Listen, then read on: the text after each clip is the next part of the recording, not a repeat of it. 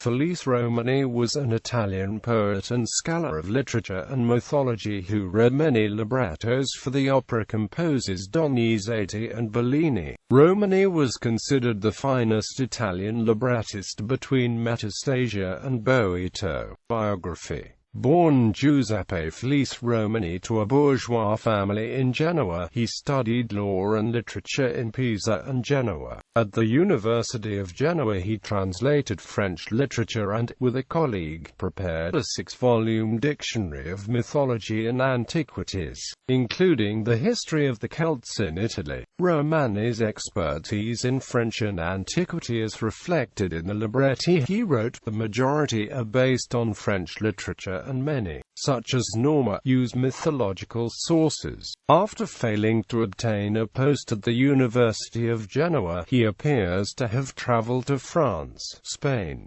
Greece and Germany before returning to Milan in either 1812 or 1813. There he became friends with important figures in the literary and musical world. He turned down the post of court poet in Vienna, and began instead a career as opera librettist. He wrote 2 librettos for the composer Simon Mayr, which resulted in his appointment as the librettist for La Scala. Romani became the most highly regarded of all Italian librettists of his age, producing nearly 100. In spite of his interest in French literature, he refused to work in Paris. As a rule, Romani did not create his own stories. He kept up with what was happening in the Paris theatre and adapted plays which were popular there. But this was not always a safe strategy, given the vague intellectual property rights legislation of the time. In one case, Romani prepared a libretto based on the play Lucrezia Borgia by Victor Hugo for the opera Lucrezia Borgia by Donizetti. But when it was staged in Paris in 1840, Hugo obtained an injunction against further productions. The libretto was then rewritten and retitled La Renegata, with the Italian characters changed to Turks.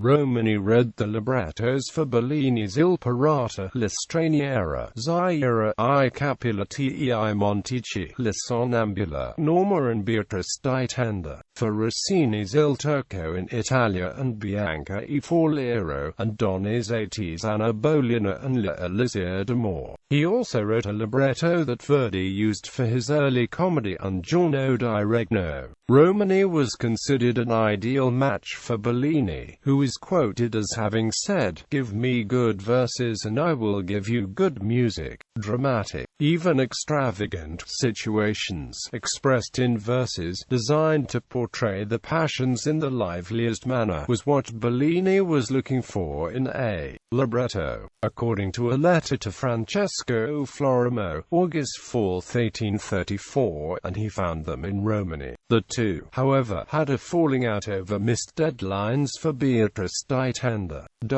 After setting I Puritani to a libretto by Carlo Pepoli, Bellini was determined not to compose any more Italian operas with anyone but Romani. I Puritani was his last opera. He died less than a year after its premiere. Romani mourned him deeply and wrote an obituary in which he expressed his profound regrets over the disagreement. In 1834, Romani became editor of the Gazzetta Ufficiale Piemontese, to which he contributed literary criticism. He retained the post, with a break 1849 to 1854, until his death, in Monaglia. A volume of his lyric poems was published in 1841. Libretti. For each libretto the composer per second are listed, who set it to music, the date of the first performance, and the new title where applicable.